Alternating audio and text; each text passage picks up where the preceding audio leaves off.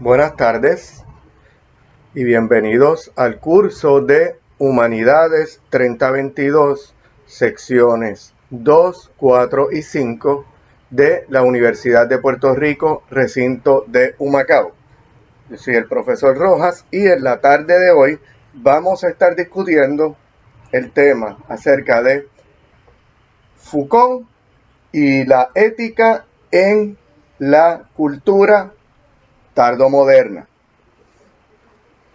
El término tardomoderno es el término que el doctor Carlos Rojas Osorio, en su libro El asombro del pensar, que como saben es nuestro libro de texto, prefiere utilizar para referirse al movimiento posmodernista o al posmodernismo, que para muchos pensadores es el movimiento en el que vivimos en la actualidad. Este se opone y, en cierto modo, supera a la modernidad. La apreciación de este movimiento se puede apreciar tanto en las artes como en la filosofía y en la cultura. Esto, en otras palabras, lo que quiere decir es lo que viene después de lo moderno, ¿no? O el modernismo en su etapa tardía. ¿Okay?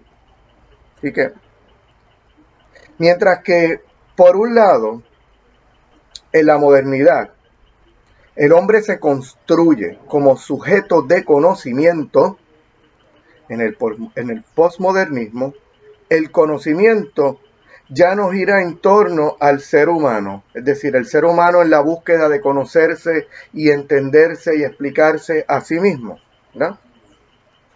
Así que ya no gira en torno a ello, sino que también, además, la verdad como un absoluto, ¿verdad? No es considerada tal cual, no es considerada como una realidad absoluta o universal, sino que la misma se va descubriendo constantemente a medida que se presenta. Para Foucault, quien domina el lenguaje posee el poder, y quien posee el poder posee la verdad. De ahí un poco el planteamiento de la verdad como algo que constantemente se desvela, ¿no? Se va descubriendo, puesto que el poder permite el control de los medios de comunicación en masa y del contenido que se transmite a través de estos, que les llega a todos, sino a la mayoría, y se presenta como una verdad o el discurso creíble, pues es el que tiene más capacidad de alcanzar, ¿verdad?, de llegarle a un mayor número de personas al mismo tiempo. Esto es lo que considera o denomina mecanismos de dominación. Pensemos en los noticieros internacionales, en el cine, en Hollywood, en los anuncios comerciales que se presentan cuando vemos la televisión. A lo mejor estamos viendo un programa o estamos viendo una película o un documental, pero a la hora de los comerciales, o también, ¿verdad?, un juego, un deporte, pero siempre va a llegar un momento en donde van a haber anuncios comerciales, y estos anuncios comerciales no es necesariamente lo que nosotros queremos ver, pero sin embargo nos toca verlos, ¿verdad?, para poder esperar a seguir viendo lo que originalmente era nuestro deseo de ver. Y en los anuncios comerciales, pues, es una propaganda agresiva, ¿verdad?, en favor de una vida de consumo, lo cual, como veremos, ¿verdad?, esto nos aparta o nos ciega, nos emboba de lo que es lo importante para Foucault, ¿verdad?, que es el conocernos a nosotros mismos. que es un término que ya habíamos visto en los estoicos y en la antigua Grecia. ¿Okay?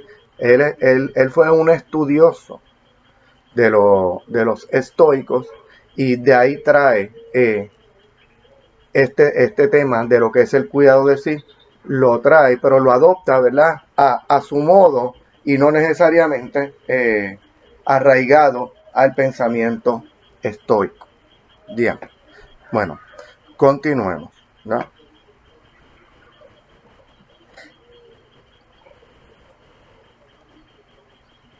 Por supuesto, aparte de los noticieros, ¿verdad? Y del cine y de los comerciales, en los medios de comunicación en masa también debemos incluir lo que es la radio, la prensa escrita y la internet, ¿verdad? Foucault nació en Francia en 1926 y murió en 1984 por complicaciones causadas por el HIV o SIDA. ¿Okay? Su ética se fundamenta básicamente, podemos decir que en tres grandes principios. Vamos a trabajar con el primero, que se conoce como la intransitividad de la libertad. Es a partir de este concepto que se cuestiona la dominación y el poder de control. Considera la libertad, como ya hemos visto en otros pensadores, la base del conocimiento de la ética, ¿verdad? Esta base ontológica de la ética. Lo habíamos visto anteriormente. Sin libertad no podemos elegir entre una cosa o la otra, y si no podemos elegir, entonces tampoco podemos ser responsables de nuestros actos y por lo tanto no puede haber etos. Así que, por su parte, la ética se presenta como una reflexión y un análisis profundo de la libertad, ¿verdad? La propia ética permite esa reflexión y análisis de la libertad. La libertad de cómo vamos a, en este caso para Foucault, decidir de actuar para obrar para nosotros mismos, conocernos a nosotros mismos y cuidarnos a nosotros mismos, ¿verdad? El cuidado de sí, que ya veremos más adelante, que es su tercer principio. ¿Okay? Le da vital importancia a los valores. Él ve a los valores como herramientas a utilizarse en la lucha de poderes y contrapoderes que se da constantemente, ¿verdad? En nuestro planeta, en todos los países del mundo. Así que los valores, él le va a dar una importancia tal que van a ser esas armas con lo que nos vamos a nutrir nosotros para evitar caer en la ceguera de las masas producidas por los medios de comunicación masivos y por estas luchas de poder que se dan, en las cuales, ¿verdad? Una de sus principales, por decirlo de alguna manera, sus principales aspiraciones es la dominación social. La plenitud de la vida representa para él el valor más elevado. Es algo que desarrollamos, construimos y moldeamos, ¿verdad?, a lo largo del transcurso de nuestras vidas. Así como un artista en la creación y culminación de su obra, ¿verdad? Pensemos en un tallador, en un artesano, en un maratonista, ¿verdad? Así que corriendo y corriendo hasta alcanzar la meta. Y esa meta es, ¿verdad?, lo que él llama la plenitud de la vida. Este es su segundo principio. Y el tercer principio para Foucault es o se basa en el cuidado de sí, como les acabo de mencionar. Este es un principio que ya había sido objeto de estudio en la antigüedad. A modo de ejemplo, ¿verdad? Recordemos a los estoicos, que ya los discutimos. Cada cultura forma modos de las expresiones que van acorde desde su percepción histórica y costumbrista para la autoformación de sus componentes, los cuales se transmiten por generaciones. Así pues, crean mecanismos que influyen directa o indirectamente en la formación del individuo y su propia experiencia de sí mismo. De modo que pueden interferir con su comportamiento, ya sea regulándolo, pero además también moldeando su yo interno, es decir, su manera de pensar, de sentir, de reaccionar ante una situación o eventualidad. El cuidado de sí se basa en el autocontrol o el gobierno de sí mismo. Y esto también ya lo habíamos visto con los estoicos. Este, a su vez, también implica la relación con el otro. Es decir, debemos cuidarnos a nosotros mismos para poder entonces ocuparnos del otro o atender al otro. Estas formas de subjetividad que presenta, en las que se constituye la interioridad del ser humano, se dan en un tiempo y espacio determinado, en el cual también, obviamente, existe una cultura definida. Por lo que la constitución o la creación del sujeto, ¿verdad?, se da en su propio tiempo, es decir, en el que le ha tocado vivir con las circunstancias culturales de esa época. Y como eso varía, va a variar también, ¿verdad?, lo que son los deseos, las aspiraciones y las metas que tenga el sujeto, ¿ok? Además de las imposiciones sociales que le puedan provocar actuar de determinadas maneras. Nosotros, Foucault nos dice, somos tal como nos relacionamos con el otro. Por lo que dentro de lo que eso implica entonces el cuidado de sí, ¿verdad?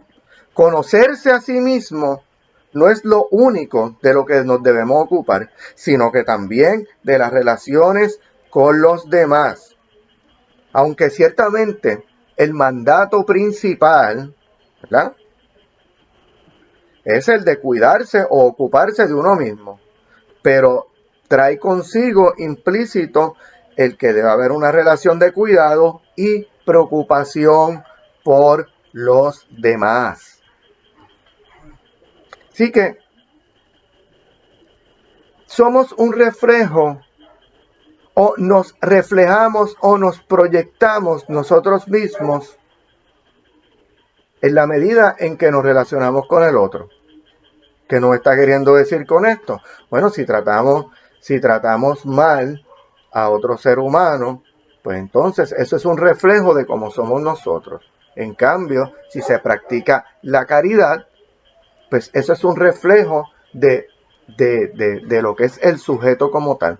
Por eso es importante, ¿verdad?, primero que nada, ocuparse de uno mismo, para luego de haberse ocupado de uno mismo o del cuidado de uno mismo, entonces también poder ocuparse y colaborar con el otro, ¿verdad?, en la medida en que eso se pueda y se permita. Pero nos deja dicho claramente que de la forma en que nos relacionamos con los demás es la proyección o el reflejo de nosotros mismos. ¿Okay? Este principio lo aplica tanto a la ética como a la filosofía en general, la cual define, y lo cito: la filosofía es el conjunto de principios y guía de las prácticas con los que uno cuenta y que se pueden poner a disposición de los demás para ocuparse adecuadamente del cuidado de uno mismo o del cuidado de los otros. De modo que el cuidado de uno mismo es un ejercicio que se practica utilizando la filosofía y los principios que ésta propone como guía o reglas a seguir. Estas reglas o guías surgen a partir de la reflexión filosófica. Para Foucault, la ética se puede visualizar desde una perspectiva basada en la conducta de las personas, pero también desde una perspectiva de lo que es la moral que rigen en este momento determinada sociedad. Es una relación con uno mismo que alimenta la idea de la construcción de la moral del individuo, basada en sus propios actos, para consigo y los demás. Hace alusión a lo que denomina la sustancia ética.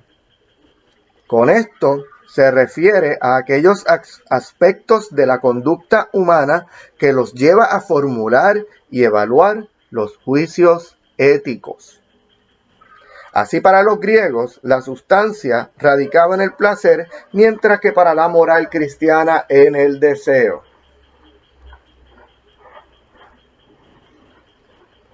Foucault no plantea cuál es el modo. Lo que sí plantea es que debe haber, ¿verdad?, una sustancia ética. El modo de sujeción, que también lo incluye, pero nos da cuál es su punto de vista, su perspectiva desde el modo de la sujeción, se refiere a la manera de cómo las personas son motivadas, incentivadas, ¿verdad?, incitadas a respetar o a llevar a cabo el cumplimiento de los deberes morales. Para los cristianos, la sujeción se funda en que es la voluntad de Dios, mientras que para los estoicos es la razón o el logos, como ya habíamos visto. Además, la ética tiene una finalidad o un telos, ¿no? Esa finalidad en los estoicos era alcanzar el dominio completo de uno mismo, ¿verdad?, erradicando todo tipo de pasión y deseo, el gobierno de uno mismo, ¿no? Mientras que para el cristianismo esa finalidad es el ser o el llegar a ser puro e inmortal, es decir, esa pureza que nos brinde de un alma inmortal que ascenderá al reino de los cielos. ¿Okay? Aún cuando contempla estos modelos, ¿verdad?, tanto el de la finalidad como el de la sujeción y el de la sustancia ética, él no presenta modelo alguno. ¿Okay? Porque él lo que hace es invitar a la persona a seguir su propio modelo. Por lo tanto, él no dice qué modelo debemos seguir, sino basándonos en estos principios, tomándolos en cuenta, nos dejemos llevar y cada cual establezca su modelo, ¿verdad? Invita a la persona a seguir su propio modelo, estableciendo la pertinencia de la sustancia, la sujeción y la finalidad de la ética basada en lo que es el cuidado de sí. Cada cual debe formar su manera de vivir, o dicho de otro modo, Cada cual debe forjar su propia subjetividad, tomando en cuenta tanto el momento histórico como en la cultura y la sociedad en que le ha tocado vivir. Debemos entender que para Foucault el dominio de sí mismo es de vital importancia, puesto que éste nos servirá de herramienta o de arma para enfrentar con mejor preparación y sabiduría las luchas de resistencia contra el poder, lo que nos permite una reducción a la ventaja que poseen los que ostentan el poder, de la cual no se beneficiarán aquellos que no practiquen el dominio de sí. Es importante señalar, además, que para poder ocuparse del otro o de los demás, es necesario primero ocuparnos de nosotros mismos. El ocuparse de sí implica también que se haga una selección jerárquica de los valores. Y ya habíamos visto, ¿verdad?, al comienzo de esta lectura, que en la jerarquía de valores, ¿verdad?, la plenitud de la vida era el valor más elevado para Foucault. ¿Okay? Así que esta jerarquía de valores que establece el individuo al ocuparse de sí, le va a permitir distanciarse de las masas, es decir, no ser una oveja más o una vaca más que siguieras al rebaño directo al matadero. ¿Ok? Así que no solamente lo distancia, sino que también lo vuelve diferente, ¿verdad? Al practicarlo, el dominio de sí y al ocuparse de sí mismo, también lo hace una persona distinta y diferente a las masas. Recuerden que es utilizando la filosofía, ¿verdad? De modo que las masas, y este es el problema, son absorbidas por la vida y la cual no les da tiempo para atenderse a sí mismos. Por lo tanto, se van a ver obstaculizados por los mecanismos de poder, como ya vimos, entre otros, los medios de comunicación en masa. Se van a quedar dormidos en esa nube. Así pues, el cuidado de sí en Foucault no pretende hacer del individuo objeto de su propio conocimiento, sino más bien pretende que el individuo presente ante sí su propia meta o su realización propia. De ahí que el consejo o el mensaje que Foucault nos regala es que cada cual forje su propio estilo de vida, utilizando el cuidado de sí como herramienta para separarse de las masas, las que quedan cegadas por los mecanismos de control en sus distintas manifestaciones, presentadas por las élites en las constantes luchas de poder. Bien, hasta aquí entonces está la lección de hoy de Foucault. Recuerden dejar sus dudas, preguntas o comentarios en el salón virtual. Muchas gracias por su atención y que tengan buenas tardes.